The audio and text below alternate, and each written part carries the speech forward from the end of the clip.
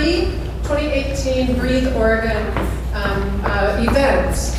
This one's entitled Deconstructing Diesel. So just a little bit about Breathe Oregon. It was conceived shortly after the study. The Moss study exploded on the scene and alerted everybody to the problem of toxic air contaminants. And Breathe Oregon was designed as a collaboration between Neighbors for Clean Air, Northwest Environmental Defense Center, and researchers and planners at Portland State University. And it's designed to identify the best practices in air quality management. Since Neighbors for Clean Air was founded in 2010, it was clear that in most instances, dealing with the persistent problem of toxic air pollution in Oregon was not a technological problem, it was a political one. The huge public outcry over industrial air toxics in the past few years was the impetus necessary to launch a whole new program for regulating industry. The passage of SB 1541 by the 2018 Oregon legislature has ensured the implementation of Governor Brown's response to that outcry, Cleaner Air Oregon, and the largest investment in Oregon Department of Environmental Quality in over 2 decades. That means TEQ will have 11 new technical positions, as well as 2 new positions at the Oregon Health Authority, including toxicologists, and it's all paid for by the industries that are emitting the toxics into the air.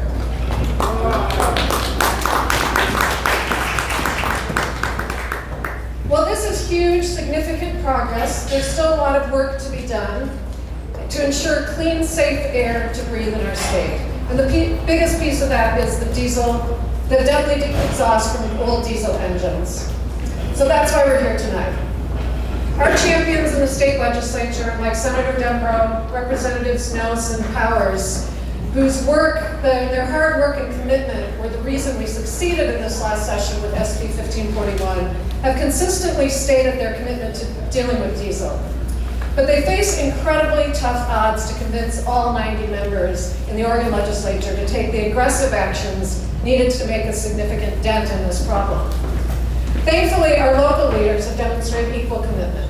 Multnomah County and Metro both represent the areas in the state where the diesel emissions are the highest and the largest population that is exposed to them.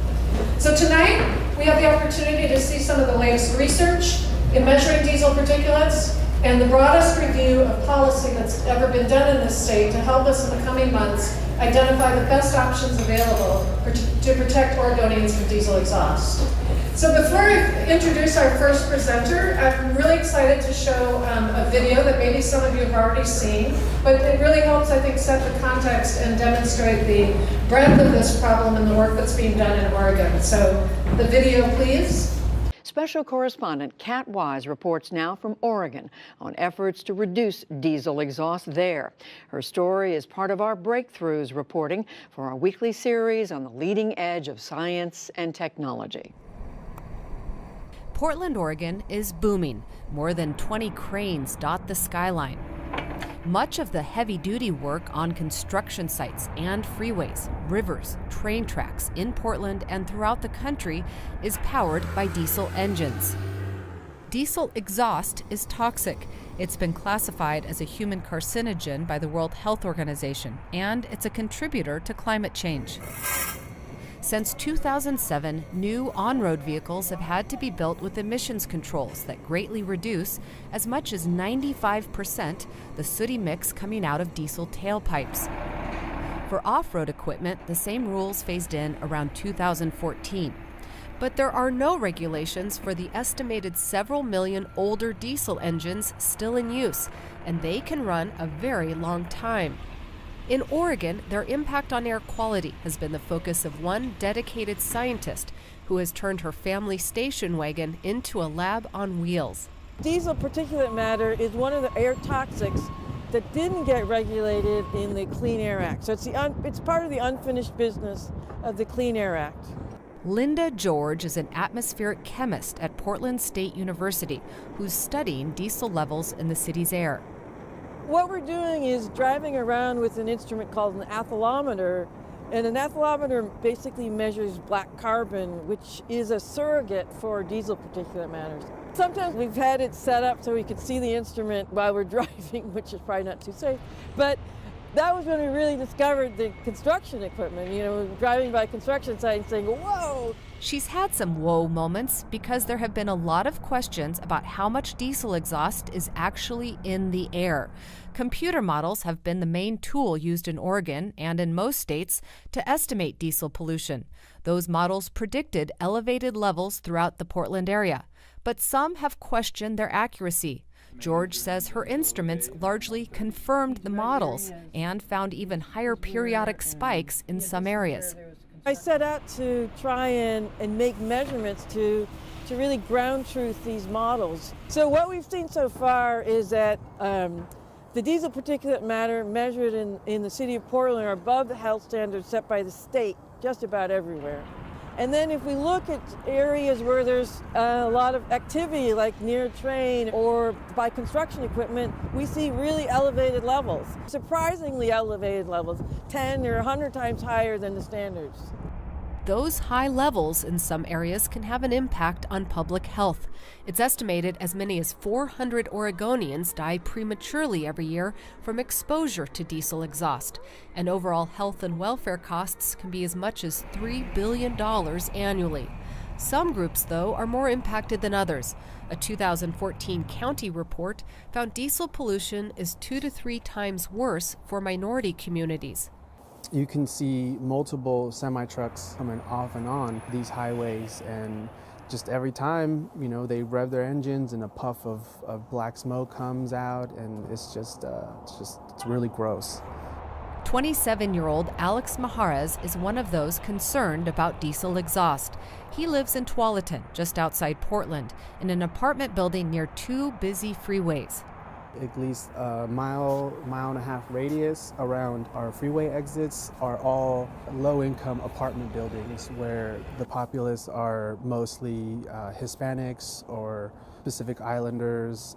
I'm worried for a lot of the kids around here. I have lots of friends that, they all have young children. Here in Oregon, there's been a growing awareness and concern about diesel exhaust and its impacts on human health. Michael Dembro is a Democratic Oregon state senator whose district includes parts of Portland. Last year, he introduced a bill that, among other things, would have used VW settlement funds to help owners retrofit older engines or buy newer models. We know that the trucks that are going interstate and that are owned by the larger, wealthier companies are dealing with this problem. But those that are owned by smaller companies, minority, women-owned, are having a real challenge because the new trucks are more expensive. And as far as construction equipment, we just don't know. That's because the state doesn't have a license or registration system for off-road diesel equipment like tractors and backhoes. Dembro says his ultimate goal is for Oregon to do what California did a decade ago, require older diesel engines to be phased out or retrofitted. California is the only state which has enacted regulations for older diesel vehicles. To make this change so that our trucks are where California is today, we'll have to prioritize. We don't have enough money to help everyone, but certainly we will want to use any funds that we have to help those companies that most need the help. But Senator Dembro and his allies face an uphill battle. His original bill was largely gutted in committee after opposition from industry groups and some lawmakers who raised a number of concerns. A compromise was reached to use some of the VW funds to clean up the state school bus fleet. But it's estimated that upgrading the entire fleet of older diesel vehicles throughout Oregon could cost hundreds of millions of dollars. Kevin Downing is well aware of arguments on both sides of the issue. He's the state's Clean Diesel Program Coordinator. We met up with him on the lot of a local excavating company where he used a white pillowcase to show just how much soot spews out of old engines. All right. This is what's going up in the air and people are breathing it. We're trying to go from this to this, and it's possible to get trucks to run like this.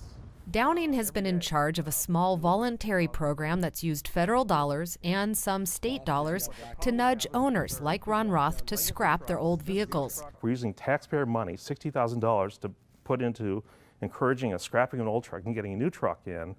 We're getting a return of about $30,000 to $40,000 a year in avoided health effects. That's an incredible investment of money. For her part, Portland State professor Linda George says a better scientific understanding of diesel exhaust is vital to help inform the public policy debates. On a political level, models get dismissed as just being models. But what's really powerful is having models combined with measurements to really nail down what's going on. Later this year, the state is planning a one-time inventory of all off-road vehicles, and advocates of stricter diesel regulations say they will introduce new legislation. For the PBS NewsHour, I'm Kat Wise in Portland, Oregon.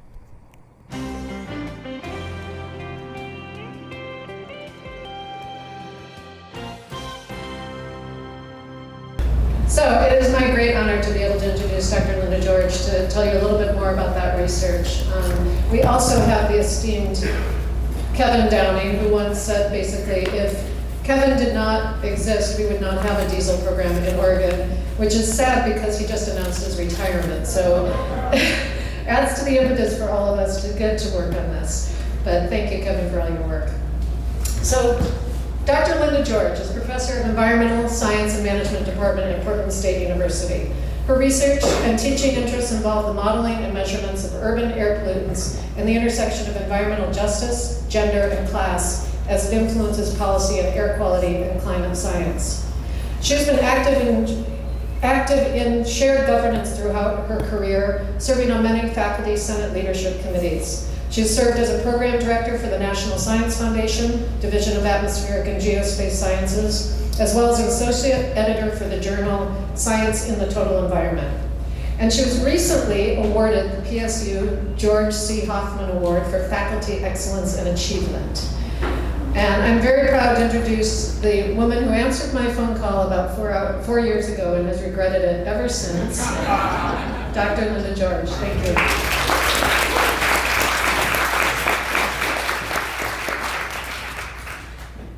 Made my life very interesting. So I'm here today to talk to you about some of the measurements we've made of diesel exhaust in Portland, but also some of the reasons we decided to go ahead and do that research. So I'm actually going to skip through some of these slides because I've forgotten that the video already covered some of these things about the types of diesel engines we have in the Portland area and the fact that we have a lot of old, dirty diesel engines operating in our area. So maybe I'll start with this slide, which is what is diesel exhaust? So I think about a diesel exhaust as kind of being a special pollutant.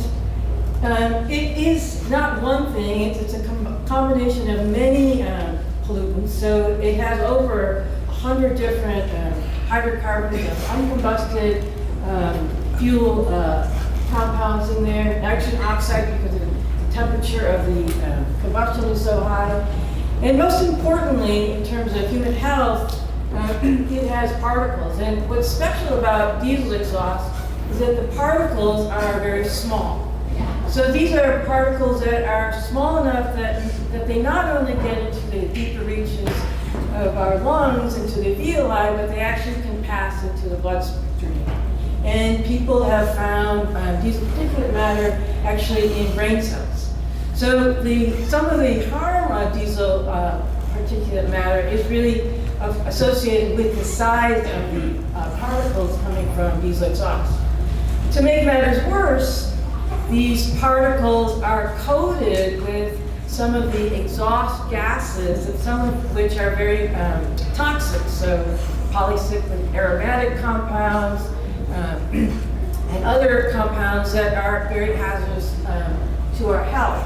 So basically, putting these two things together, you have these very small particles that can pass into our bloodstream, carrying along with it all these toxic compounds.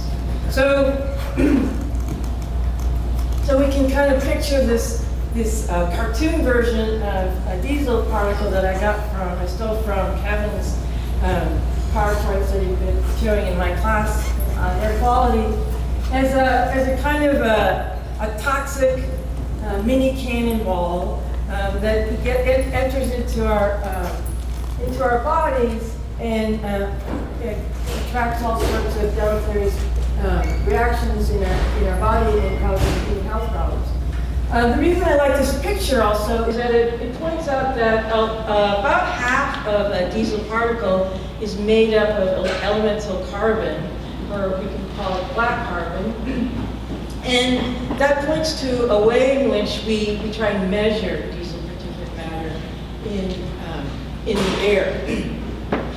So the fact that it's such a complex pollutant, that is, it has a lot of different components to it, has made it difficult to assess the direct relationship of diesel exhaust and health. But as the video pointed out, the International Agency for Cancer, Research on Cancer, decided in 2012 with this 700-page document reviewing dozens of health studies that diesel exhaust is a carcinogen. Now, within that 700-page document, there's a lot of room for judgment in terms of the risk of various concentrations of diesel particulate matter. So Oregon toxicologists have decided that 0.1 micrograms per cubic meter gives 1 in a million cancer risk. And in California, the toxicologists have decided it's 30 times less. So there's a difference there, but there's a lot of room for judgment in a 700-page document in a lot of different studies. But the important thing to think about here is that these levels are very low. So when we get to what it looks like in our air, you see that it almost doesn't matter that there's this 30 times difference. We are experiencing very high levels in Portland air regardless. So how much diesel particulate matter is in Portland's air? So actually the first folks to think about this were Oregon DEQ staff in response to the Clean Air Act in 1990, mandated that agencies assess the residual cancer risk in urban areas to hazardous air pollutants. So actually Oregon DEQ is one of the first state agencies to take on that task, and they tried to assess the amount of diesel particulate matter in Portland's air. And in 2006, they came up with a model, which is a very hard task because a lot of these sources are very difficult to quantify. So this is an updated model, 2017 model, but the first model was in 2006. And if we look at the benchmark again at 0.1 micrograms per cubic meter, and we look at the concentrations model predicted to be present in Portland's air, we can see a few things. One is basically it's above that benchmark basically everywhere. And there are several hotspots where it's really quite elevated. So the third thing that's really struck me about this was comparing this to all the other hazardous air pollutants that DEQ had modeled. And compared to all the rest of the hazardous air pollutants, it turned out that diesel particulate matter represented 90% of the cancer risk in air pollution in Portland. So, I mean, to be honest, up until 2006, I didn't really think about diesel particulate matter. But when I saw that, these models, I really became interested and concerned and really wondered because, we all have this perception of Portland's air being pretty clean. Can it really be this bad in Portland? So it kind of set a seed in my mind to try and measure this to test whether or not these measurements were really, this model was really as bad as DEQ predicted. So I scraped together enough money to buy this instrument that's called an athelometer that measured black carbon in particles. And we set out our first foray with this instrument, so you can see it in the bike trailer. So I had an undergraduate, Philip Orlando. He retrofitted my daughter's bike carrier, and we put that instrument on the bike carrier with a very heavy battery, and he rode around on his bicycle. We started off just around the Portland State area to measure the black carbon levels and particles downtown. So this was the first foray for that measurement. And so you can see, again, the benchmark being 0.1 micrograms and the highest level being 45. You can see as he rode his bicycle around that, basically it's elevated everywhere again, but there is a lot of spatial variation. So, and in particular is a hot spot in that area that's pointed to where there was a lot of construction going on. And we've seen this over and over again in the early stages of construction when the earth movers are there, when they're moving a lot of heavy stuff. That's when we see the highest levels of black carbon coming from a construction site. So that was our first set of measurements, and that was really interesting and shocking, really, to see such elevated levels of black carbon around a construction site. So we decided to do a little bit more systematically. So I sent him out, and he went to various different, what we call microenvironments. So by arterial, and he sat there for 30 minutes, and he went to a bus stop, he went back to the construction site. And for the scientists in the room, we also, in the field, gave the instrument particle-free air. We filter the air, so when we filter the air, we get zero black carbon. And then we measured in the bark blocks. And we can see, so we went around and did that several times, so we can see, obviously what stands out is the concentration, again, by the construction zone, where we have these heavy-duty, older, dirty diesel equipment operating. And so, of course, this is well over the benchmark, so we should all be concerned for the construction workers themselves being exposed to these elevated levels. But this air doesn't stay in the construction zone, it gets dispersed into the environment, and it adds to the burden that we all experience in our airshed. The other thing I want to point out is, even in our lab, the levels are pretty much the same as they are outside the lab. So in other words, HVAC systems don't do anything to protect us from particles this small. So most small particles pass right through, your basic furnace filters and enter into your environment. So being inside does not protect you from diesel particulate matter. So after this study, I was looking for an opportunity to make measurements more broadly in the Portland area. And Mary and with Campus for Clean Air got some money from Metro to look at diesel particulate matter in the Northwest neighborhood. But we decided to do this with a car this time and put the instrument in a vehicle because Phil refused to ride the bicycle anymore because it was way too heavy to ride around in that. So we went with the mobile measurements. We designed an inlet system for the roof. So what we did here was we designed the funding allowed me to hire Blake Bennett as a postdoc to help design and implement this study. I'm working with DEQ right now. So what we did here was drive through this path that crosses a lot of different land uses to capture the various activities that might contribute to black carbon in the neighborhood. We did this around 30 times, both in the summer and the winter time. We captured weekend and weekdays, and did it 3 times a day to see nighttime, midday, rush hour levels. Okay, so what I'm showing here is just one set of data, and so this is midday during the weekday. And the scale here is in nanograms, so compared to the benchmark, the benchmark would be 100.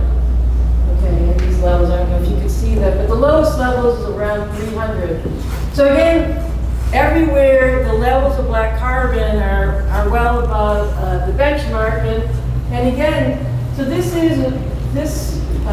graphic represents 15 days average. So what we were interested in looking at is not only the variation, but how stable that variation is over time. So these red spots, where there's hot spots of diesel particulate matter, are areas where it's consistently high. And when we look at, looking out the window, what's going on in these areas where it's consistently high, these are areas where there is either construction going on, or some of the areas are passing by Highway 30. So we're seeing some of the truck traffic on Highway 30.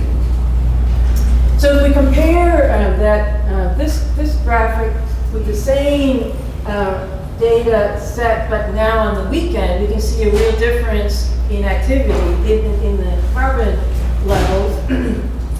Then it's interesting to think about, for those of you who are who live in this area or visited this area. Northwest Portland is not dead on the weekends. There's plenty of car traffic in Northwest Portland. So what this tells us is that these elevated levels are really due to different engines operating during the weekday, doing the kind of work of diesel engines, and on the weekend where people are just driving around shopping. Okay, well, if I haven't impressed you, let me show you this. So I forgot to say this. So one of the things that, when I said why we did this, we did this to test whether or not the really high levels that Oregon DEQ's models suggested there were in Portland air, was that really true? It's kind of terrifying, and is that really reasonable to think that we have that level of toxicity due to diesel particulate matter? And our answer right now is, yeah, it looks like those models are pretty much on spot. So the thing is, that's good news from a scientific perspective, but that's really bad news, right? So it really would have been better if we went down and measured and found out DEQ was wrong, that they were overestimating the amount of diesel particulate matter in the air. So it really seems to be true that our toxicity is too high. But there is some good news. Okay, so the good news is that the new diesel technology for engines is really quite effective. As I mentioned in the video, so studies now, there have been several studies looking at the new diesel technology.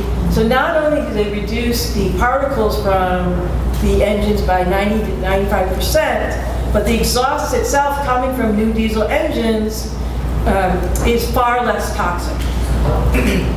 So the good news is we can still use diesel engines which power our economy.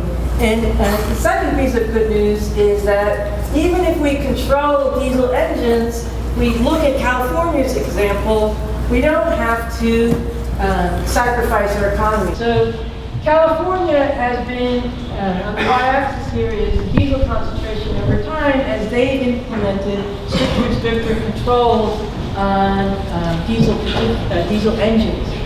So they've done a good job in reducing diesel levels. What has that done to their economy? Well, according to their data, they have been reducing diesel cancer risk while at the same time increasing in population, increasing in diesel vehicle miles traveled, and increasing their GDP. So they've succeeded. It seems reasonable to think that we could do that as well. The other thing that they've done, which I think is an interesting point, is one of the reasons diesel has been taken up in places like Europe is that it's somewhat more efficient, fuel efficient than gasoline, so there's some carbon benefit. So we can still, using diesel actually might help us in terms of greenhouse gases. So, and again, they've been able to reduce greenhouse gases while at the same time increasing GDP.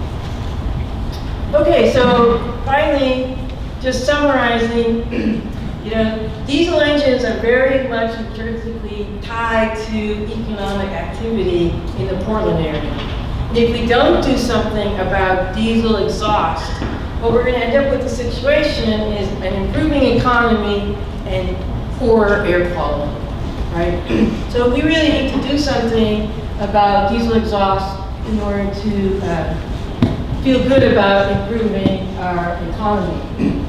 Our models show that, our measurements show that DEQ models are pretty much in line with what our measurements are. New diesel technology is a piece of good news. We can improve air quality with new diesel technology. And my colleagues at Lewis and Clark are going to take up this next point. But if we don't do something in Oregon, if we become the least restrictive state in terms of controlling diesel, we're going to end up being the dumping ground for dirty diesel engines. Thanks.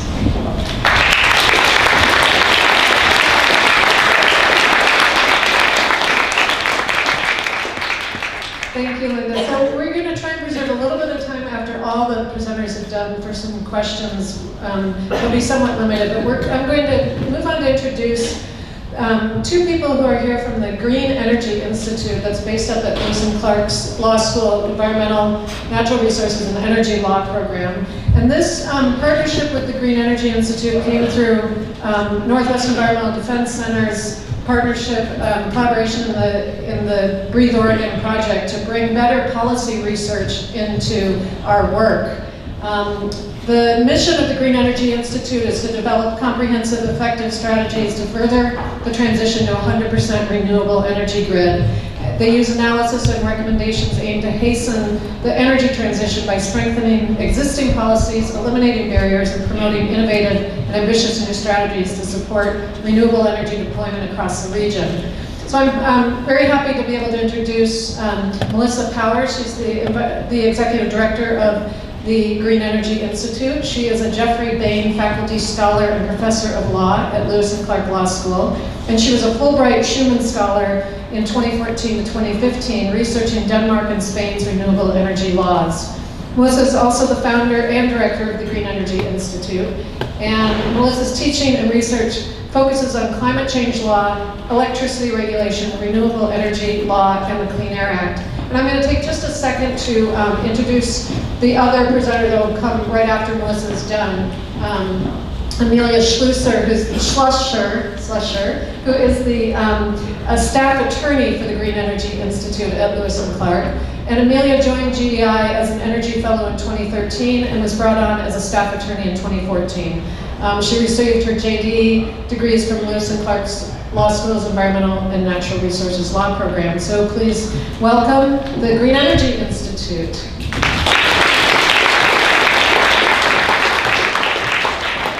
Thanks to all of you for being here. And thanks to Mary and the folks at Neighbors for Clean Air for organizing this event. The turnout's incredible, which indicates that we have the interest and political will, I think, to achieve some important outcomes. So I'm going to provide you just a little bit of background of the project that we're working on and a little bit of Clean Air Act 101 to give Amy then the chance to talk specifically about some of the policies that we've been identifying. So just by way of background, we at GEI and NEDC received a grant from the Bullitt Foundation to do a comprehensive analysis of strategies that our state agencies and local governments within the Portland metropolitan area could deploy to reduce diesel emissions without waiting for further legislative action, either at the state level or at the federal level. So what we're going to be doing is we're going to identify what DEQ and the EQC could be doing, as well as actions that Multnomah County and the city of Portland could take. We're going, every now and then we might identify an area where we need a legislative fix, but our goal is to be able to do this without necessarily running into the legislative hurdles that advocates have confronted. So just very briefly, when we're thinking about what local and state governments can do, at the local level, we just ask, first of all, what does their jurisdiction extend to? Do they have jurisdiction over roads? Do they have jurisdiction over buildings? How far does their authority extend? Because the general rule is that local governments have the ability to exercise what are called their police powers, which means basically they have the ability and indeed the responsibility to regulate to protect public health, public welfare, the environment, and safety. So we start from the presumption that local governments can act. And then the question is going to be, well, when do they get limited? And the primary limitation that local governments face is preemption, where a government in the hierarchy above them basically steps in and says you cannot regulate in a particular area. So states can preempt local governments, and then the federal government can preempt both state and local governments. And so we're focused a lot on preemption in part because, number one, there are some state laws that preempt the local government. In particular, and Amy will talk a little bit about this, Oregon has a statute that preempts local government's ability to regulate diesel emission idling. But we also have a lot of federal laws that preempt, in certain contexts, local and state action. Now the most important law, there's a bunch, we don't have time to cover all of these. In fact, we're only going to cover a snapshot of the work that we've been doing because we don't have a day for us to talk about everything. But the one area that we think that we need to identify where states and local governments can act and really clarify some of the confusion that I think some people have about how broad the Clean Air Act's preemption is under the Clean Air Act. So I'm going to give you just a little bit of Clean Air Act Preemption 101. So first thing with Clean Air Act, to understand what local governments can and can't do, is to start with understanding what the nature of the source is. Is it a mobile source or is it a stationary source? Stationary sources don't move, mobile sources do. So buildings, factories, and indirect sources all fit under the stationary source area. An indirect source is a source that attracts mobile sources, and Amy's going to talk a little bit about regulation. The good news is that in stationary source world, local and state governments face almost zero preemption under the Clean Air Act. They are free to regulate these categories of sources. Now, preemption is actually a lot more complicated when we start talking about mobile sources. So the first question in terms of mobile sources is to ask, what is the nature of the regulation at issue? If you are trying to regulate vehicle use or mobile source use, or if you're trying to establish what are called performance standards, and Amy's going to explain these in a minute, then the general rule again is that state and local governments have the ability to regulate without fearing federal preemption. If, however, you're dealing with what are design standards, basically the standards that regulate how manufacturers design their vehicles to reduce emissions, then you end up with possible preemption that you have to navigate. So to navigate this, the next step then is to divide your design standards into different categories of vehicles. Are you dealing with on-road vehicles, or what the Clean Air Act refers to as non-road vehicles? On-road vehicles are vehicles that are designed primarily to travel on paved roads. So cars, trucks, buses, etc., those are all on-road sources. Non-road sources are mobile sources that are not primarily designed to travel on paved roads, even if sometimes they might travel for a little period of time on those roads. So obviously a boat, for example, is not designed to travel on roads. But if we think about the heavy construction equipment, that might move along a road for a short period of time, but its primary purpose is actually to engage in construction activity. Or a dirt bike is designed to go off-road, not on-road. So that's our big distinction, on-road versus off-road, non-road. So then when we get to our on-road sources, we then ask, are we dealing with a new source or an existing, or what is often referred to as a non-new source? What's a new source? A new source is a source that is manufactured and subject to its first retail sale. So when you go and you buy a very new car, a brand new car, that is a new source. And new sources are generally subject to preemption, but it's not absolute preemption. What I mean by this is that the general rule is that the federal government establishes design standards for new sources, except that under the Clean Air Act, California has the ability to set its own more protective standards so long as it gets a waiver from the EPA. And waivers are generally almost always issued. And if California gets a waiver, then any other state that can adopt the California standards, but we have to adopt them verbatim. So if California has acted, and in a lot of cases California has, all we need to do is adopt the California standards. If we're dealing with a non-new on-road source, meaning an existing source, we actually have a lot of room to regulate, and this means that Oregon has a lot of authority to take dirty vehicles, older vehicles off of the road, and Amy's going to talk about some of the ways to do that. Okay, basic structure is the same with non-road sources. We divide between new and non-new. But with new, there's one category of sources that the states can't regulate. We just have to adopt federal standards. And those are for smaller sources like lawnmowers and leaf blowers and small generators, etc. Outside of that, we wait for California to regulate, but once California regulates, we can ultimately adopt California's regulations. And by the way, with the red here, EPA actually developed pretty new standards for smaller sources. So as those get phased, as new sources come into the system, they are going to be cleaner. Now, so the takeaway here, I hope, is going to be that there's actually a lot of room for Oregon to act.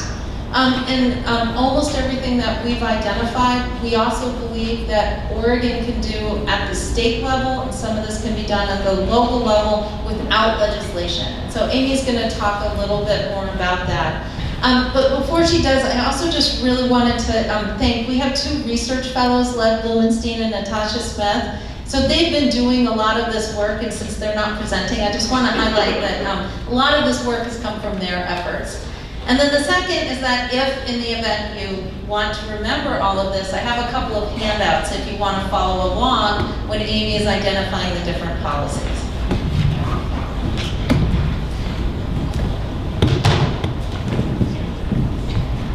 Thank you, Melissa.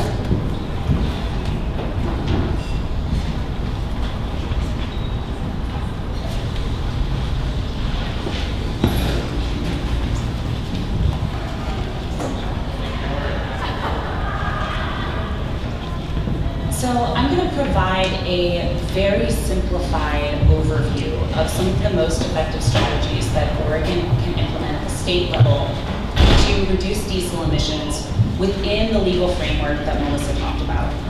Now, as Melissa noted, our primary objective has been to identify strategies that do not require legislative action, so meaning that they can be implemented underneath existing federal and state law. So most of the strategies that I'm going to be talking about can be implemented at the regulatory level. They can be adopted primarily by the Oregon Environmental Quality Commission, so the EQC, and then implemented by the Oregon Department of Environmental Quality, DEQ. Some of these strategies can also be adopted and implemented at the local level, but there is one strategy in particular that does require legislative action. So on some of my slides, I've included colored tags at the top to help clarify which entity has jurisdiction over a given strategy. So there are 4 key categories for regulating diesel emissions in Oregon. The first is emissions reductions from existing on-road heavy-duty diesel vehicles. The second is emissions reductions from non-road vehicles. The third is aggregate emissions reductions from indirect sources, and the fourth is emissions reductions related to the use and movement of vehicles. And I'm sorry, there's been a glitch with my slides transferring between a Mac and a PC, so they're supposed to be title slides. So the first category I'm going to talk about is reducing emissions from existing on-road heavy-duty diesel vehicles, which are mostly trucks and buses. These are sources, like Melissa said, that are primarily designed to operate on roads. So the focus of these strategies is on existing heavy-duty diesel vehicles for three reasons. The first being that under the Clean Air Act, states don't have authority to issue emission standards for new on-road vehicles. Second, so new trucks and buses are already subject to pretty stringent federal emission standards. So the emissions from new trucks and buses are 90 to 95% cleaner than emissions from existing trucks and buses. And the third reason is that California has been gradually phasing out heavy-duty diesel trucks and buses from its both publicly owned and privately owned fleets. And so as these older, dirtier vehicles are leaving the road in California because they're prohibited in California, a lot of these dirty vehicles are being sold into Oregon. So, to prevent Oregon from becoming a dumping ground for California's dirty diesel trucks and buses, Oregon needs to adopt its own regulations to phase out old, dirty diesel trucks and buses. And it can do so by having the EQC adopt clean fleet performance standards for existing trucks and buses within the state. These standards would require commercial fleet owners to reduce their aggregate emissions from their fleets by prohibiting fleet owners from adding dirty vehicles to their fleet beyond a certain date, and requiring fleet owners to phase out older, dirty vehicles by a certain year. Local governments may also adopt similar standards that would apply to publicly owned fleets, public contracts, and licensed franchises. So the EQC can further reduce emissions from existing on-road diesel trucks and buses by requiring inspections and emissions testing for these vehicles. If the EQC requires emissions testing for heavy-duty trucks and buses, it would enable DEQ to verify that older trucks and buses are still complying with any applicable emission standards, and ensure that the emissions from these vehicles are not violating Oregon's visible emission standards, which are very hard to enforce. Perhaps more importantly, it would also enable DEQ to track and measure diesel pollution from the state's existing truck and bus fleets, which would provide data that could help inform better policymaking into the future. Another way that the EQC may be able to regulate or to reduce diesel emissions is by regulating glider trucks. So gliders are old truck engines, typically around 20 years old, that are then remanufactured according to the original specifications and put inside new truck bodies. So glider trucks look like they're new trucks, but according to EPA, these trucks actually emit between 20 to 450 times more pollution than new trucks emit. Under the Obama administration, the EPA determined that remanufactured glider engines were constituted new engines under the Clean Air Act. And so they adopted a glider rule that requires glider trucks to achieve the same emissions limitations as new vehicles. Under the Trump administration, the EPA has changed its position. It now views glider trucks as existing vehicles, and then declares that EPA has no authority to regulate these engines and vehicles because they're existing vehicles. So Scott Pruitt is currently in the process of attempting to repeal the glider rule. If he repeals that rule, it leaves the door open for states to regulate glider trucks. So Oregon does have at least one glider truck manufacturer within the state. So if EPA repeals the glider rule, it's really important for the EQC to adopt regulations for glider trucks, both at the remanufacturing stage and in-use regulations. Another way that Oregon can reduce in-use emissions from existing on-road trucks and buses is by reducing the amount of time that these vehicles idle or run their engines while they're parked. So Oregon has an existing idling law that prohibits commercial heavy-duty vehicles from idling for more than 5 minutes within a 60-minute period. However, this law is rarely, if ever, enforced, and it also includes a preemption for local governments. So under this preemption, local governments are not permitted to adopt stricter idling restrictions, which means that local governments can't adopt more protective idling restrictions around sensitive groups, such as schools.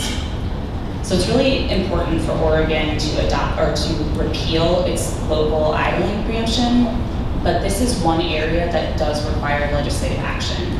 Oregon's idling preemption, it was adopted through state statute, and so only the Oregon legislature can repeal this preemption. The second category of diesel emissions reductions are reductions from non-road vehicles and engines, which include really any engine or vehicle that isn't primarily designed to operate on roads. So non-road vehicles and engines include construction equipment, tractors, marine vessels, off-road recreational vehicles, and smaller equipment such as lawnmowers. Unlike on-road vehicles, the Clean Air Act does not allow states to regulate emissions from existing non-road vehicles, which means that the only way that Oregon can regulate emissions from existing non-road vehicles is to adopt California standards. So California has adopted fleet performance standards for non-road vehicles. These standards apply to fleets that are anywhere from one vehicle owned by one person to dozens of construction vehicles owned by a corporate entity. It mostly just applies to construction equipment because it exempts a number of other off-road vehicles from the regulations. But so under California's non-road performance standards, fleet owners, both commercial and publicly owned fleets, they may not add new dirty construction equipment beyond a certain date, and they also have to meet fleet average emission targets and apply best available technology to their fleets by a certain date. So it operates very similarly to the on-road performance standards that I previously discussed.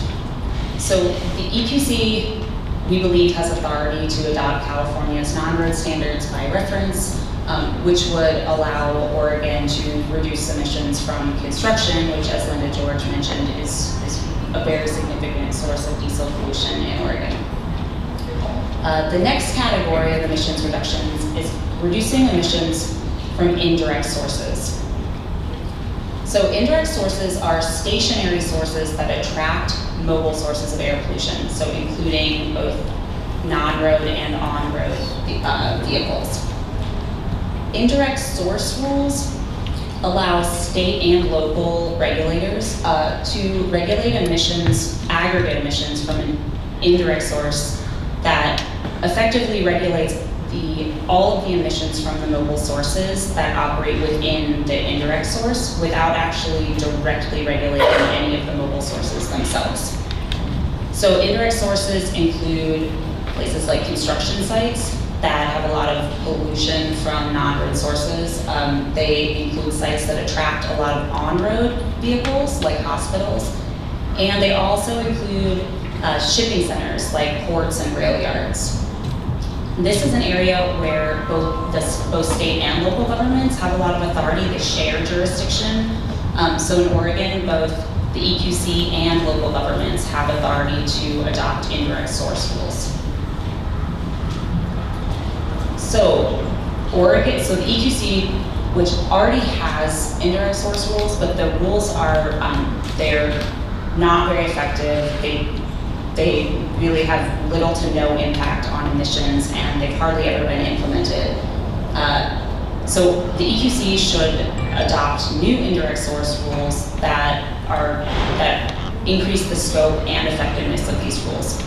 And local governments should adopt indirect source programs that are more specifically tailored to address local pollution concerns.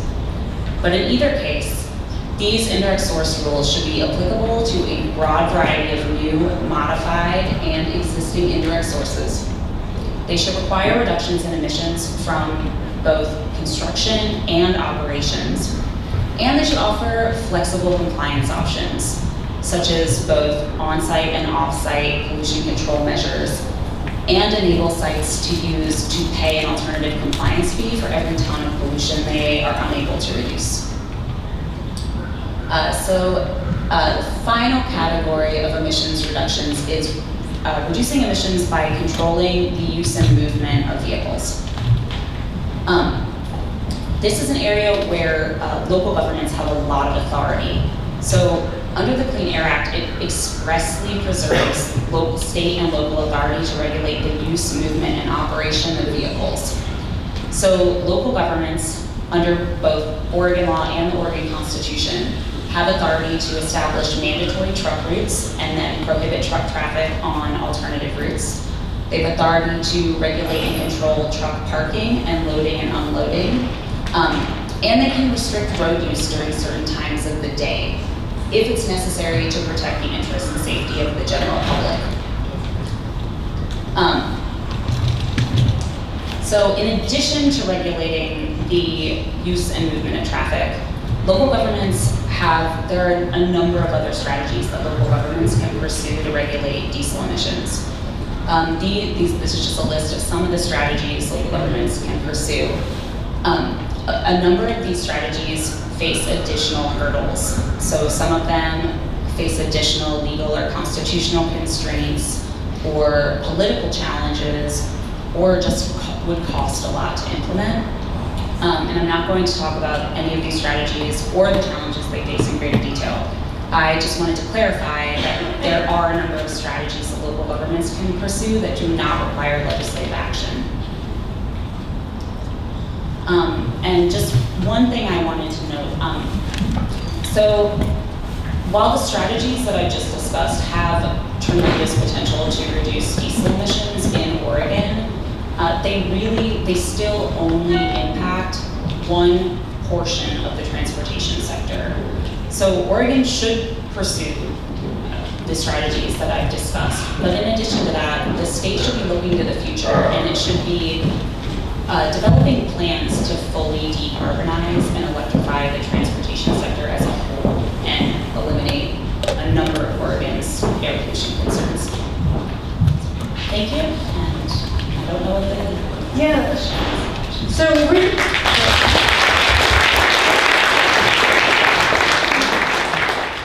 before we bring up our panelists, we're also going to we probably have time for maybe 2-3 questions, and we'd like, just to focus on any of the content area that you saw, and be happy to see who has some questions in the audience. We'll start here. Don't get me wrong, I love California and their standards, and they've been at the forefront on so many environmental topics, and Washington has really stepped up when it comes to air quality as well, to some extent. Why, from a legal perspective, should we follow California? Is it just because they've already gotten the pass-through, or why not set new, more stringent standards and have Oregon lead the way instead of always following California? That's a great question, and I don't think that Oregon just should follow California's lead. So under the Clean Air Act, there are certain areas where Oregon cannot regulate on its own. So for example, non-wood sources. The only option Oregon has is to adopt California's rules. Why? Because the Clean Air Act says that only EPA, so it gives EPA authority to regulate emissions from new non-wood sources. And it says that California, if California receives a waiver from EPA, it permits California to regulate emissions from existing non-wood sources and new non-wood sources that are above 175 horsepower. And if California adopts those regulations, and if they receive a waiver from EPA, then Oregon can adopt those regulations. But we can't regulate emissions from non-wood sources otherwise, except through indirect source rules, which is an area where, so California does have really great indirect source rules, but they haven't been implemented or adopted at the state level. They're more localized. And so there are great examples for Oregon to draw from, but by no means do we have to do the same thing that California's done. California has also adopted performance standards for on-road vehicles like trucks and buses.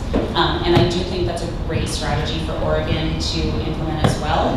But because these are existing sources, we do not need to adopt the same standards that California has. We can adopt more stringent standards. We can have our standards apply to a different range of vehicles.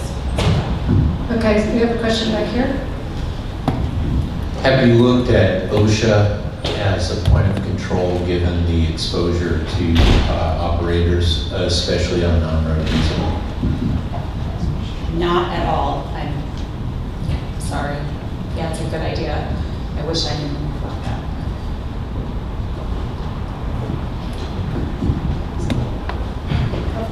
We'll try and take a couple more questions or go through.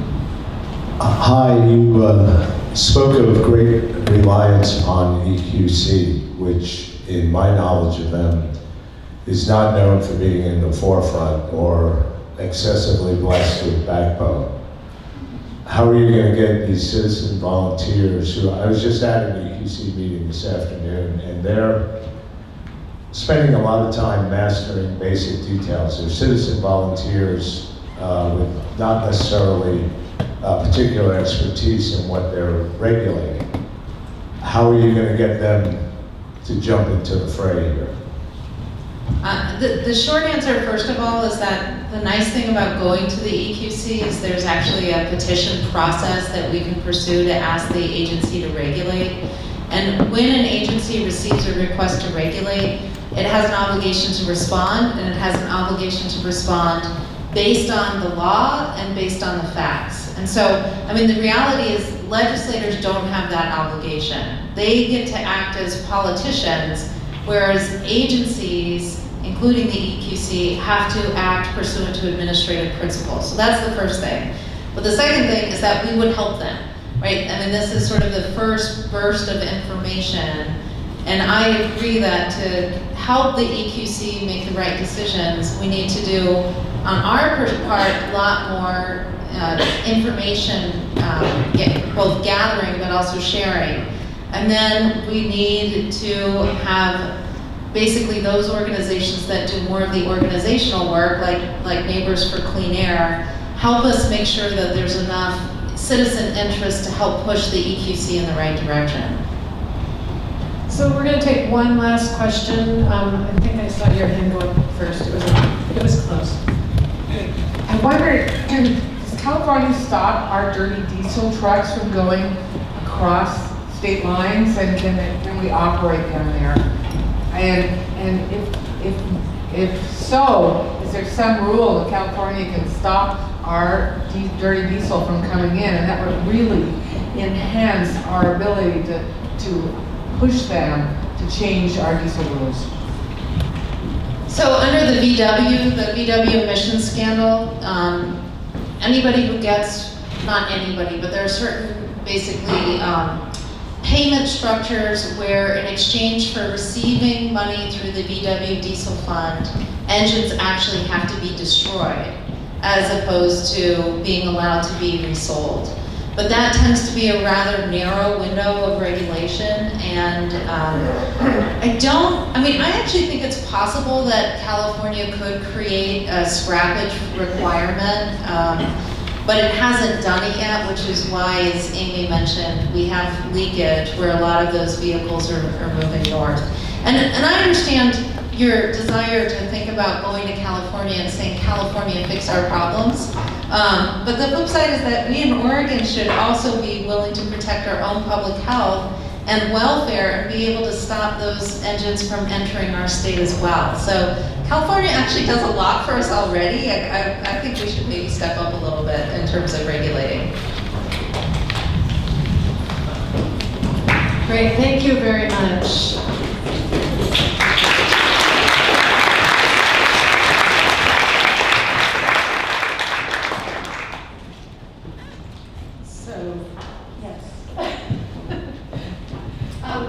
So it is my great honor to introduce our moderator for the next section of this, which is the panel discussion with some of our elected officials. And I get to introduce former Senator Jackie Dingfelder, who I've had the really great pleasure to work with over the last year through the Cleaner Air Oregon Advisory Committee process, which she was one of the co-chairs of. So Jackie served for 13 years as an Oregon state legislator. She was elected to office 5 times, chairing both the Senate and House Environment Committees, and served on numerous other policy committees. She led the push for a suite of groundbreaking energy and climate laws, which set Oregon's statewide carbon reduction goals, established Oregon's first renewable portfolio standard and clean fuels program, tightened energy efficiency standards, and created renewable energy incentives. She recently served from 2013 to 2016 as policy director to Portland Mayor Charlie Hales, and then she embarked on obtaining a PhD in public affairs and policy from Portland State University's Hatfield School of Government, where she now teaches after completing doctoral research as an Ian Axford Fulbright Fellow in New Zealand. So it's my great pleasure to introduce Dr. Jackie Dingfelder.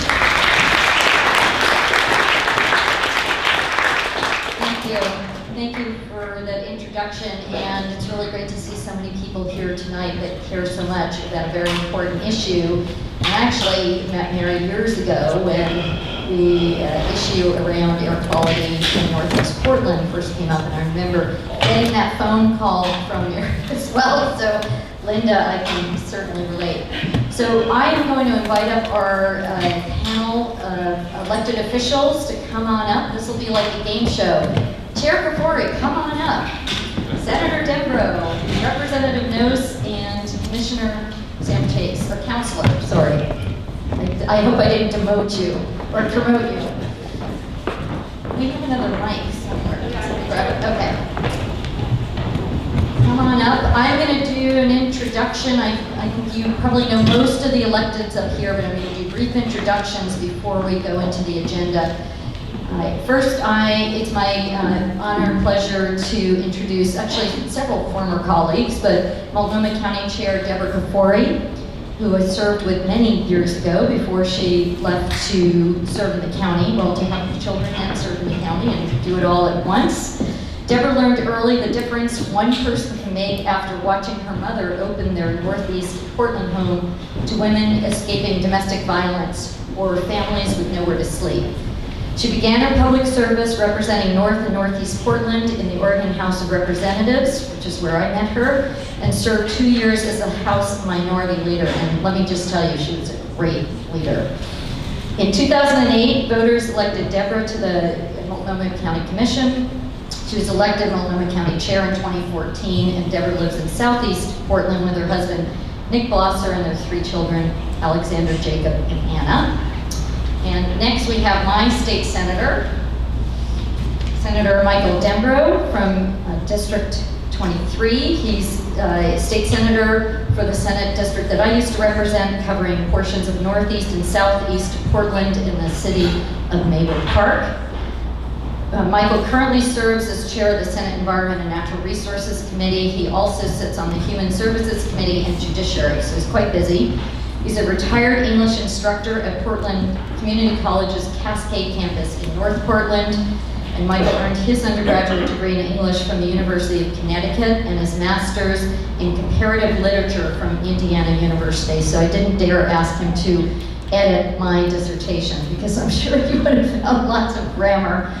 Michael and his wife Kiki have lived in the district he represents for over 30 years. They have a son, Nikolai, and a daughter, Tatiana, and 2 grandchildren. It's also my honor to introduce Representative Rob Nose. I'll get the legislators out of the way. He got his start as an advocate for progressive ideas, working for the Oregon Student Association to lower college tuitions.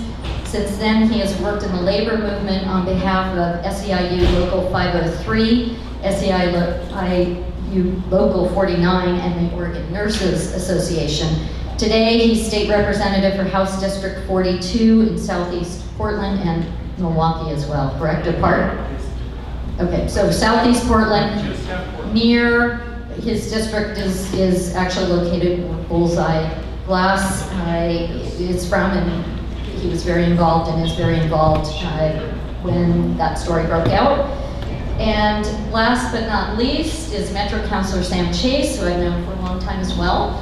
He represents District 5, again my district. Sam has served on Metro Council since 2013, representing District 5, which includes Northwest and North Portland, portions of Southwest and Northeast Portland. It's a big chunk of the Portland area, plus the city of Maywood Park and part of Washington County. You're all over the place, aren't you? In addition to his role in Metro, Councilor Chase serves as Executive Director of the Coalition of Community Health Clinics. And for the past 20 years, his public sector and nonprofit experience have included serving as Chief of Staff to Portland City Commissioner Nick Fish, Executive Director of the Oregon Opportunity Network, and Clackamas Community Land Trust. Councilor Chase earned a BA from Pitzer College at Claremont Colleges, and he lives in Northeast Portland with his 2 daughters. So as you can see, we have a very august panel of electeds up here. Yes. So I was just going to mention, because I forgot to talk about a little bit about the question procedure, just so that anybody wants to. So we did take some questions before the event. We sent out a note and asked people. So we have a set of questions we're going to start with. If anybody tonight during the course of the evening had questions, if you either submitted them or Tori with my staff is going to, if you have them, you want to wave them in the air, and Tori can grab them from you if you want to add questions. If we have additional time at the end, we'll take them. And otherwise, we'll work with the ones that we got before the event. Great, thank you. So we have some questions already framed up for the panelists, and then we're going to open up at the end for your questions. And we may not get to all of them tonight. We will try our best, but we also are committed to getting out of here on time. So with that, I'm going to ask a couple of questions of all the panelists, and then we're going to have some targeted questions for specific members of the panel. So I think I'll start, we'll start on the far end with Deborah. This is the question I'm going to ask of all of you, and I'm happy to repeat it, but keep this in mind. So what do you think priority actions should be to address diesel? We've just heard some great presentations about things that can be done at the state and local level, because we're sort of despondent about what's happening at the federal level, but I'm sure you have all been thinking about this, what else that you can do in the jurisdictions that you represent. So let's start with Chair Kafori. Thank you. Well, I think that I can speak for the entire board of Multnomah County Commissioners that our first priority would be to have really strong standards at the state level. We think all Oregonians, not just those who are lucky enough to live in Multnomah County, which are the luckiest ones of all, should have cleaner air. We think everyone should, but we also know that Multnomah County has the dirtiest air, especially when it comes to diesel particulates in the state. So it is our responsibility to do something. And we know that the legislature has had a hard time getting things passed, especially regarding environmental issues. And so we are no stranger to stepping up and picking up the slack. I will talk a little bit later about the things we have done locally, but I will admit I learned some new things tonight, and I'm really excited to be able to take some of these issues back to my commission and do something locally that we can't seem to get done at the state level. I also will say that we do have strong, loud voices, and we are willing to use our bully pulpit to speak out on behalf of our constituents at the state legislature. We did during the special session. We'll be back doing it again in the long session. Great, thank you. Senator Denborough? Yes, thank you, Jackie. And thanks, Mary, for putting this together. And for reminding me in the first part of this session just how hard this all is. You know, we've been working on trying to get regulation at the state level on diesel that would follow California. We've been working on it for several sessions, and we had a work group that we put together a couple of years ago that included partners from the county, from Metro, from the city, a number of people who are here in this room. And we put forth, it resulted in an omnibus bill to really look at the diesel problem comprehensively and put Oregon on track to do what California has done. It was a real challenge. And getting anything done at the state level on an issue like this is hard, in part because, you know, largely speaking, there is a lot of, there's a lot of concern and a lot of passion around this issue here in the metro area. And I would say that we had a lot of support for, for regulating diesel from the legislators who represent this area. But that doesn't account for all the legislature. And so, we had a bill that was very comprehensive that would get us to California standards over the next decade.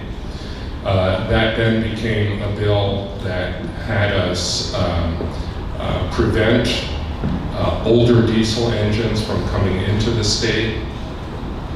That became keeping older diesel engines out of the Tri-City area.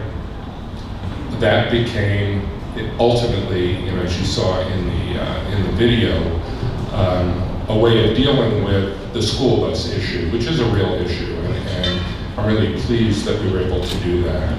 But it leaves a lot still on the table. And I'm pleased to say that everyone in the legislature knows that we're coming back with this as a priority issue. It certainly is for me. And as we move on in the discussion, I'll talk to you about what some of the priority elements are that I want to see us do in this legislation. Great. Thank you, Senator. Councilor Chase, what do you think priority action should be to address diesel? Well, thank you. I'm going to answer it, I think, this way, which is I'm going to depend on a lot of the folks here, and we're going to talk about the details of what some of those priorities should be. But I want to start by saying a hearty thank you to Neighbors for Clean Air and to Mary Pivito and for all the folks who've been so engaged in these issues, and for some of us who lived in this neighborhood for many, many decades. We know what it was like before Neighbors for Clean Air. We know what it's like when we have toxic emissions coming from ESCO and other unknown sources, and we get frustrated with it, and we're trying to push back, and Neighbors for Clean Air comes, and Mary Pivito comes forward, and others to bring science and research and help us identify what are the strategies that are really going to actually address those emissions to make my children and other children safe when they walk into Chapman Elementary School. It's when Neighbors for Clean Air comes to us at Metro and says, look, there are emissions coming from Swan Island right into the neighborhoods that are right abutting that area, and you need to understand and identify and start putting some pressure on those that are creating these emissions. It's coming and saying, hey, we put in this proposal for Dr. George to do this very important research. You need to fund this research and get it done so that we can move on to the next strategies. So it really has fundamentally changed the dynamic. I'm an environmental activist. I'm a social activist who ran for office because I thought I could make some changes there and do a little bit better job than some of the folks before me, but I'm not an expert in the science and the research, and it's so important for us to have that and as a guide and a way to identify what those priorities are. So I'll leave it at that for now, and we will get into some more details about where we can go.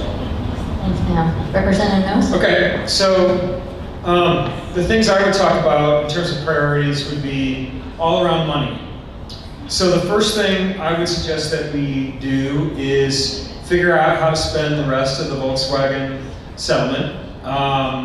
Turns out Oregonians drive more Volkswagens than any other people in the United States, and we have the largest amount of Volkswagen settlement money, and we have not spent it all. So that's an easy thing that I think we could begin to figure out what to do.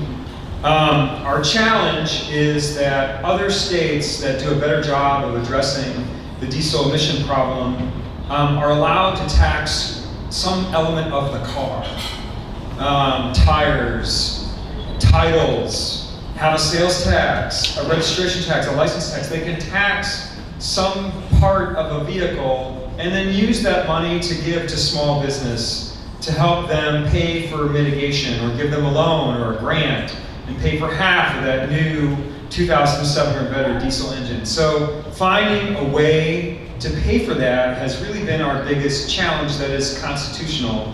I'll tell a slightly funny story. I got into this, it's not funny, it's just sort of a funny thing that happened to me, which is I got into this issue because I had bullseye glass in my neighborhood, and all the clean air advocates said, that's really great, we're doing something about industrial pollution, but diesel is actually our worst problem. Could you use that to lift this issue up? I said, absolutely. So I hired an intern, she did a really awesome report, she made a great PowerPoint, she researched a bunch of ways other states pay for diesel mitigation, and when we started to write a bill, and here's my last punchline on this, we found out that our Constitution preempts us from spending anything on the car for anything other than roads and bridges. That's like a rookie mistake I made. If I had just called somebody who's been a little bit more active on this issue than I had, I would have found out that I'm going down a rabbit hole and stopped researching that. So the ultimate solution to this is changing our state's constitution and saying that, all the other more experienced legislators are like, no, we're not going to do that, Representative Knowles. But that is the way that if we could do that and we could tax or fee other parts of the car, that would be a way to raise money to pay for programs that would address this. Great, thank you. Representative Knowles, since you're on a roll, we're going to continue right on that. The opportunity to really compose a great answer. Well, it has to do with an issue that you just raised. So how do you think the legislature should prioritize the use of the VW funds? And we'll just go right down. That's a great question. Well, I'm going to punt a little bit and say I would defer to advocates and ask them to tell us where they think we ought to spend that money next. I'm just going to riff and take a chance on if Professor George is right about one of our biggest challenges is the construction industry and the engines that they use to build skyscrapers and roads, then maybe we ought to figure out how to use some of that money to help small business that have diesel engines that are older get retrofitted or get replaced. thank you. Councilor Chase, do you need me to repeat the question? No, I have this one. Retrofits for small minority and women-owned businesses. Senator? Yeah, so the amount of money that we have left from the VW settlement is about $45 million. And that's because some of it we're using to replace or retrofit the school buses. So we have about $45 million. Now, on the one hand, that sounds like a lot of money, but in fact, it's not. And so we have to think about how can we use that $45 million to have the most impact. And I think that we should not be using any of those dollars for large trucking, to help large trucking companies to convert. Actually, the large trucking companies that are, where their trucks are going interstate, they're largely getting to the newer trucks on their own. I think about 80% of those that go interstate are already post-2007. Where we have a real challenge is those trucks that are operating within the state. They're driving a lot in our neighborhoods, but they will tend to be owned by they're part of smaller companies, minority-owned, women-owned. That really has to be our focus, I think. And going even a step further, I know that there's interest on the part of the county, metro, local governments, and to some extent the state, in looking at our public contracting codes and having our governments lead by example. And so putting out procurement standards so that if someone is contracting with government, they have to meet diesel standards. They have to commit to using clean diesel equipment. I know there's a lot of interest on the part of local government in doing that, but I also know there's a lot of concern in local government with how that would create an uneven playing field between the large companies and the smaller ones. So what I'd like to see us really focus on with those VW dollars that remain is to help us with those small, minority-owned, women-owned, emerging businesses that want to be part of a local contracting program. They are then, they're going to have this newer equipment. And when I say newer equipment, I mean, in some cases we may be talking about actually buying new equipment, but it can be just buying equipment that is post-2008, 2010. So it can be used, it can be less expensive, but it's going to be clean according to Kevin's white pillowcase standard that we're hoping to achieve, right? So I would really like to see us use those dollars in this way to get local governments, to get the state to commit to setting standards and leading by example, and that will then ripple out to private projects as well, I think in a really productive way. Thank you. Chair Kafori? Well, I couldn't have said it better myself, so I'll just say I completely agree with Senator Deborah. Great. Well, hold on to the mic, because we're going to transition now into some targeted questions before we start taking some of your questions. So, Chair Kafori, I'll start with, if you could talk a little bit about what the Multnomah County has done to get its own house in order to deal with diesel emissions. Great, that's a great question, and we have done a lot. Some of the things that Senator Deborah talked about, in fact, leading by example is really what we strive to do. And we have, with our own fleet, retrofitted all of our engines to be clean. We have lots of construction projects going on right now. Downtown Courthouse, Health Department headquarters. We built a bridge, which I have a bracelet of right here on my arm. It's very cool, Selwood Bridge. And the Selwood Bridge, by the way, was the first bridge to win the Clean Roads designation. So it's a very green bridge, along with being fabulous and seismically sound. But we take this very seriously, that we want our projects to be to not negatively affect the community that we're trying to improve. So we are working very closely with our contractors to make sure that they are not contributing to the diesel problems in our community. But we do know that there's a lot more we can do, and I'm really excited to be working with you all and with Mary's leadership to continue to not only push the state to do the right thing, which I think is really important, but to make sure that we're doing the right thing locally. Great, thank you.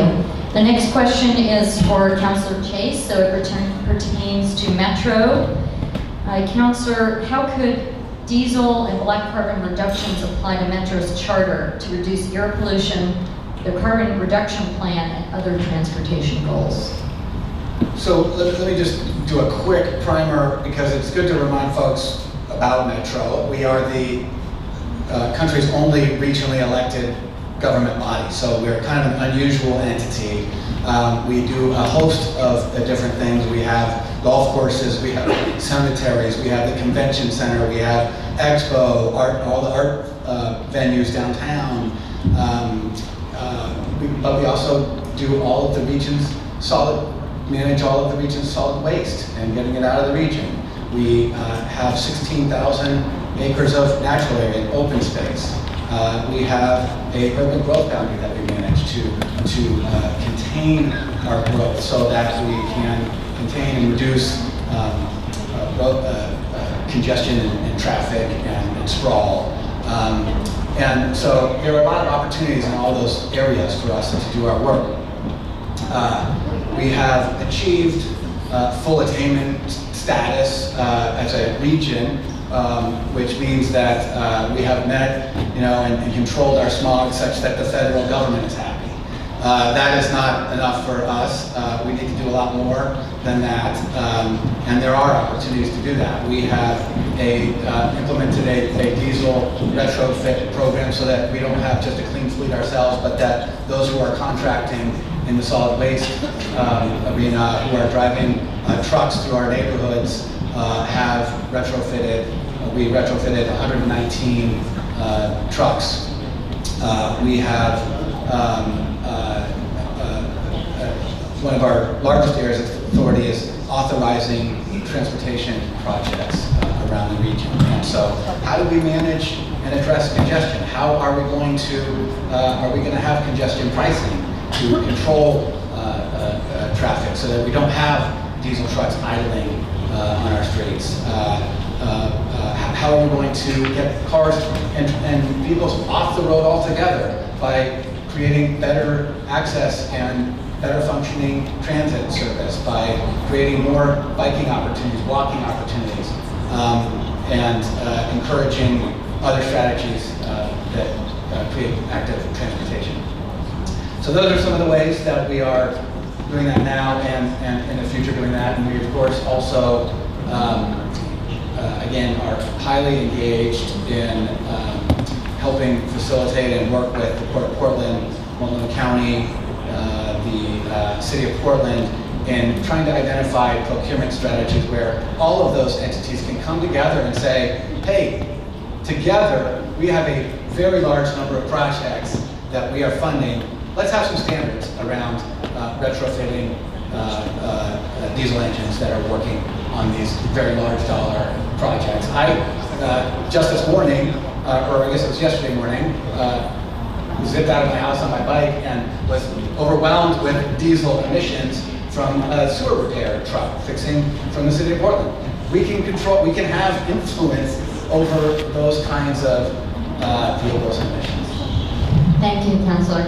It's an excellent response. And building upon that, I'm going to ask our state legislators, how can the state legislature ensure that large public entities and others who receive, especially state dollars, but public dollars, lead the way for clean diesel? So for instance, ODOT, Port of Portland, TriMet, etc.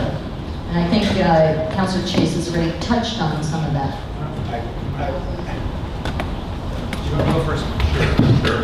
Yeah, when I was talking about local government before, I think the port is very interested in having these contracting standards as well. ODOT, I think, if they're not, they need to be, and they will be. They have to be. This really has to be, we have to avoid just pointing fingers, right? So this is a local issue, this is a state issue, this is a county issue.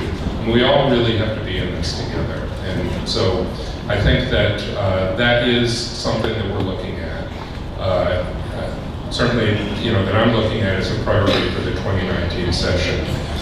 As we're releasing these VW dollars, that they are used to leverage this kind of commitment from ODOT, as well as from our local partners.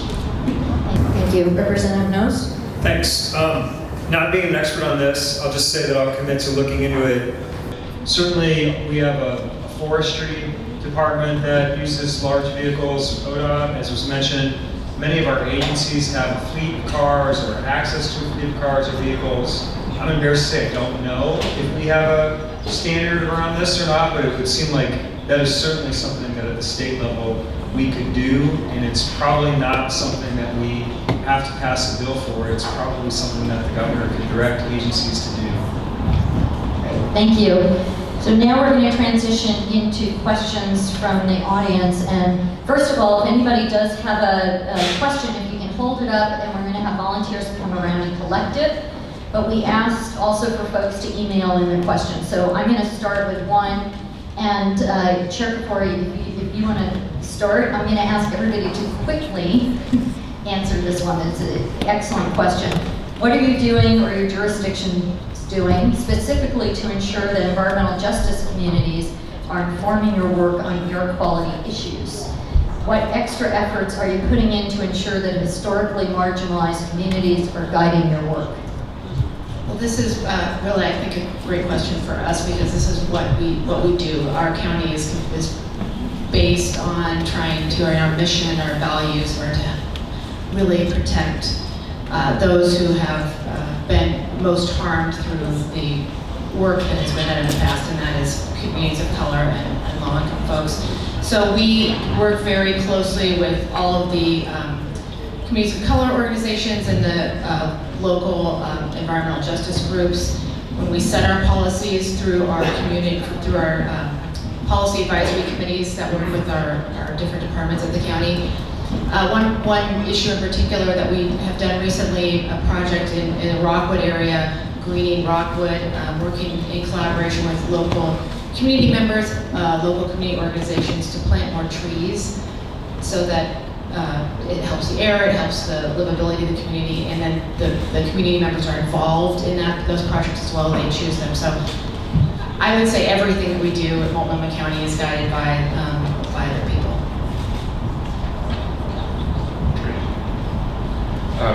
So at the state level, we have really valued the input from our environmental justice communities, and in part that's because that's what we need to do. All too often they've been left out of the conversation. But on this diesel issue, I mean, just think about the people in this state who are most affected by the harmful effects of diesel. They tend to be people who are living in areas that are near traffic corridors, that are near the port, et cetera. They've got to be part of the solution. I want to congratulate Neighbors for Clean Air for really making that the concerns of EJ communities really front and center in their way of doing things.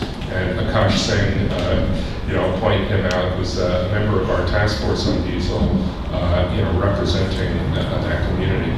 One thing that the legislature did a number of years ago was to create an environmental justice task force, which is convened, and their purpose is really to look at how all of the work of our agencies and the effects of statute impact environmental justice communities.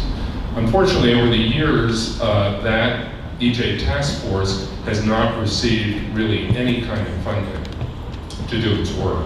But I am happy to say that as a result of the work just done in the session that just finished, there is going to be funding to help the EJ task force to get the support that it needs to really intervene every time decisions are being made that affect EJ communities. And I'm really looking forward to their support and intervention as we're working on diesel next year.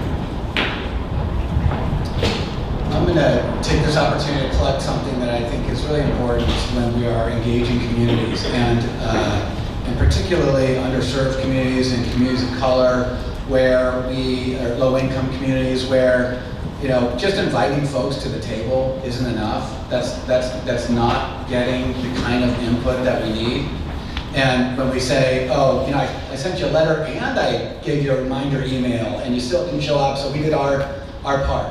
No, that's not. And then if folks do show up, if you don't understand how particulates work and all of the different toxins and the difference between, and acronyms, well, I'm sorry, we gave you a chance to be at the table. No, we have to give folks the capacity. We have to fund the organizations that are representing communities. We have to provide stipends for folks who are probably working 2 jobs just to pay their rent, to be able to have the time. We have to provide daycare. We have to provide food. I mean, there are ways that we can create and build capacity in those communities to really have meaningful input.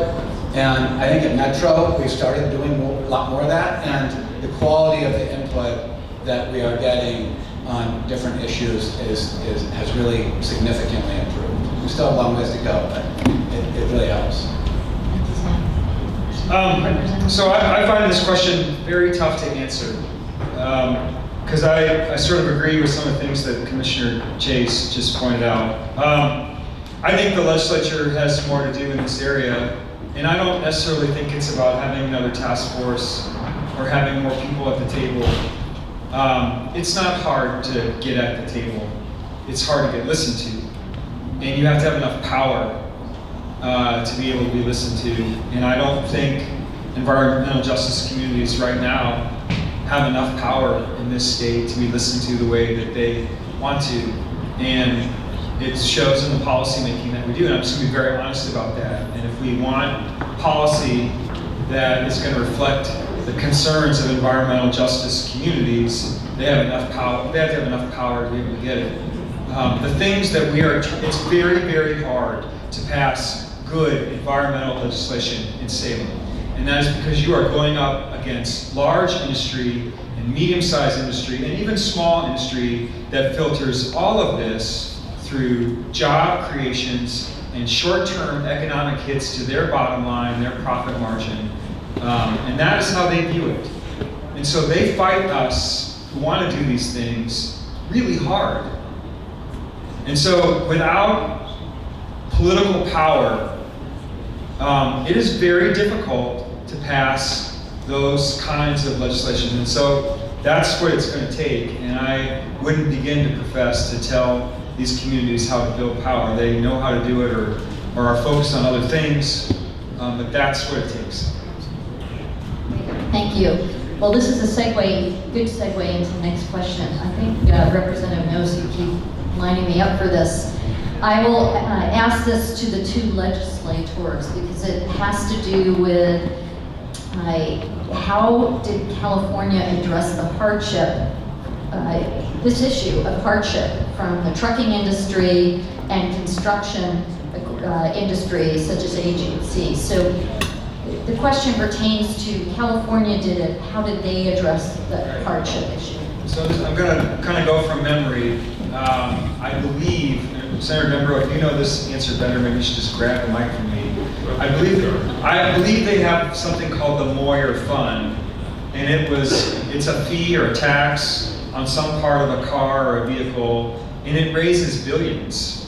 And then that money is then used to offer subsidies or mitigation or money to polluting engine entities to purchase a filter or get a better vehicle. And I'm going to, if I had known I was going to get this question, I would have written it down. I think we estimated based on DMV, like maybe there's 20,000 diesel engines driving around in Oregon. I'm totally doing this from complete memory. And a filter costs about $15,000. So if you multiply that, I think we estimated we had to raise $500 million to do complete mitigation, where if you had a dirty diesel engine, we would buy you a filter and you could attach it to your vehicle. And so, there's no way we're going to raise $500 million to do that in Oregon. So that's kind of our, California just has a lot of money that they can spend on this based on the way they set up the Carl Moyer Fund. Senator Denver, do you want to add to that? Yeah, no, Rob is absolutely right. One of the first things that we did is we were looking at the legislation for the 2017 session was to see if we could put a tax on tires, as California did. And we heard from our legislative council, no. We didn't like that answer, so we asked the Department of Justice, and they said, hell no. So that, that kind of was that. It is really easier to put these regulations on industry when you're able to help them to make the transition.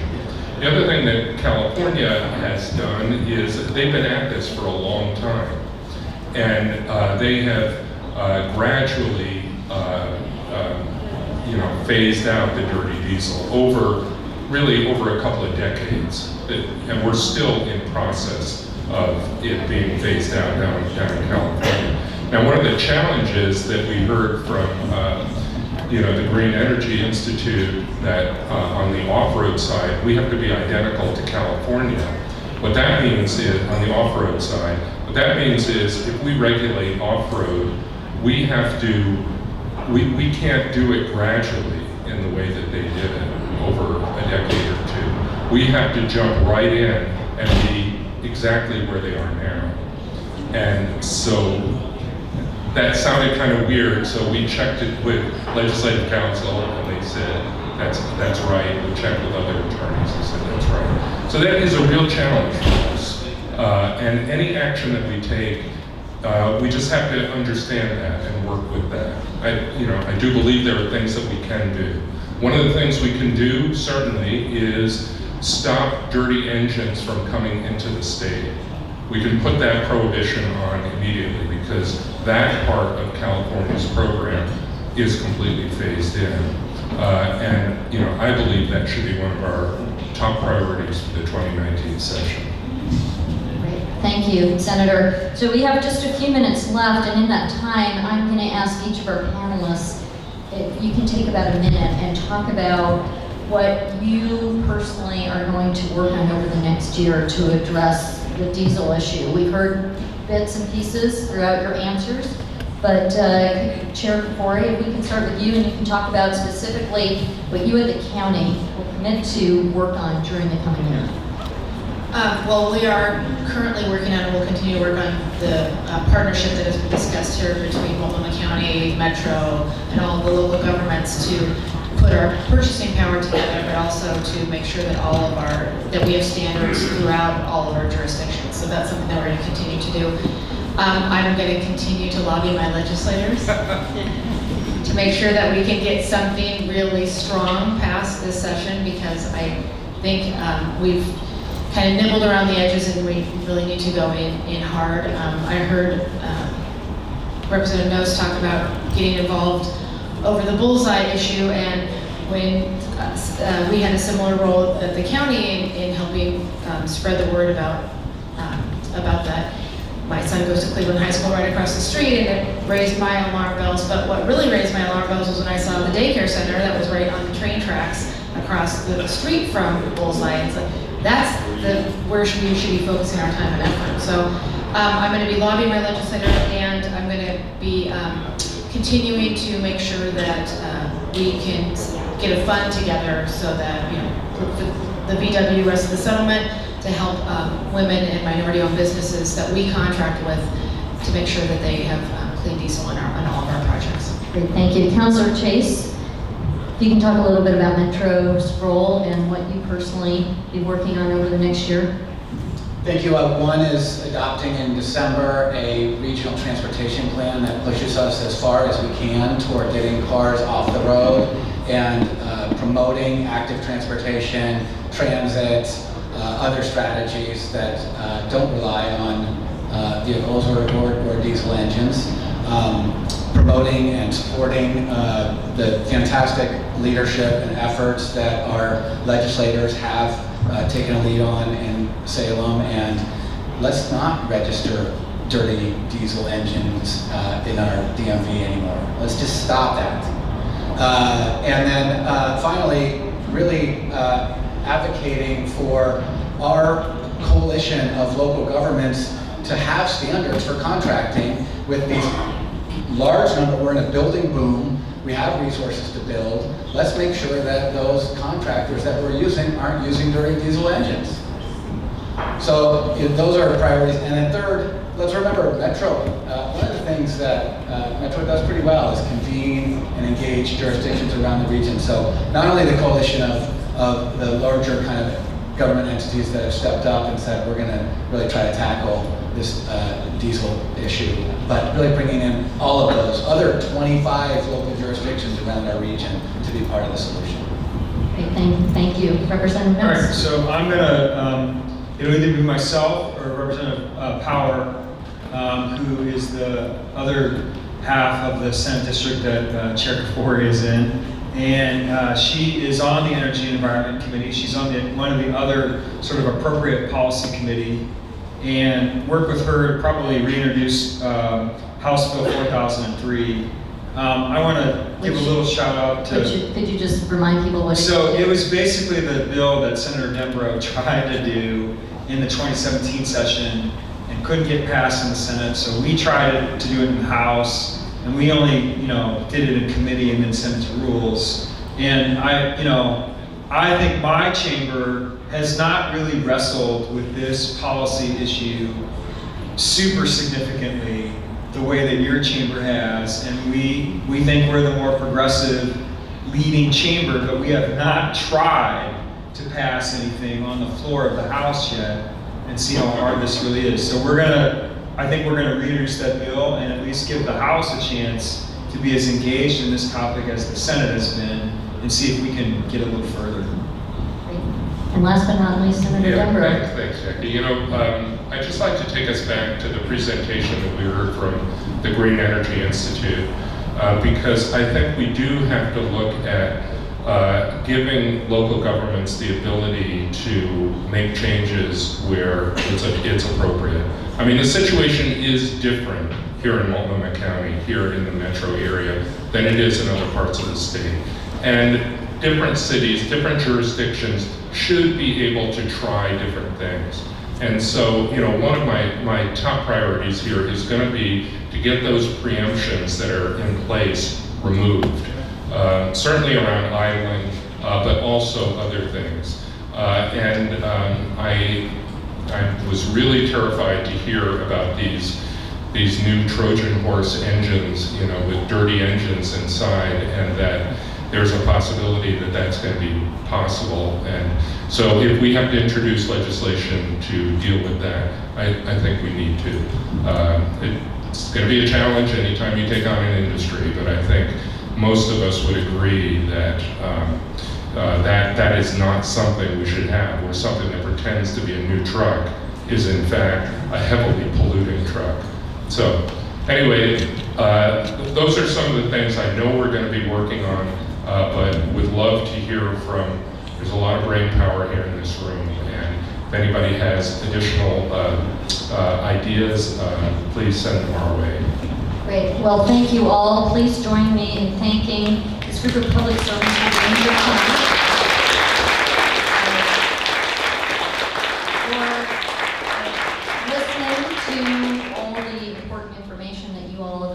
Questions and also answering some very pointed questions tonight. So I know you will all be making sure that they're held accountable and following up on what they've said they're going to do. But for our closing sort of statement, I'm going to hand it back to Mary Thibodeau.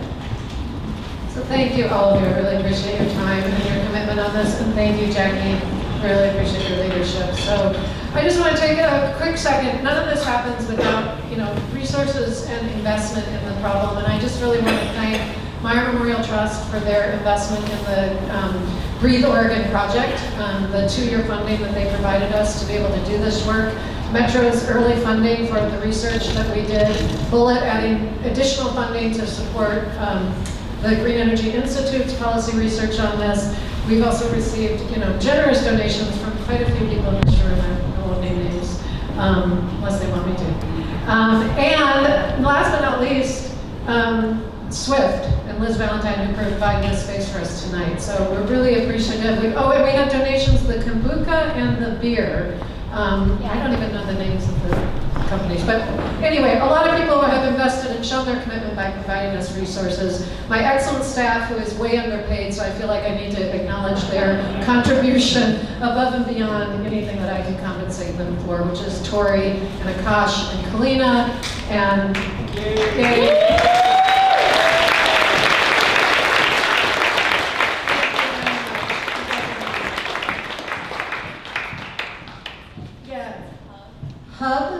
beer, and then Brew Doctor for the kombucha. And Hopworks. Hopworks. So thank you very much. It's great to have wonderful beer. So I just want to let you know, we have some more information about Breathe Oregon and the dates of the next events, June 13th and September 19th. Mark your calendars. I know you're going to be there for the ongoing series and any other information. And we will, we think most people came and signed up through the email registration. We will keep you informed because what we want to do and what we need to do is keep the community advocacy, the community strength, the community drive in this moving forward. And so we need all of you to continue to be part of that. So thank you very, very much for coming.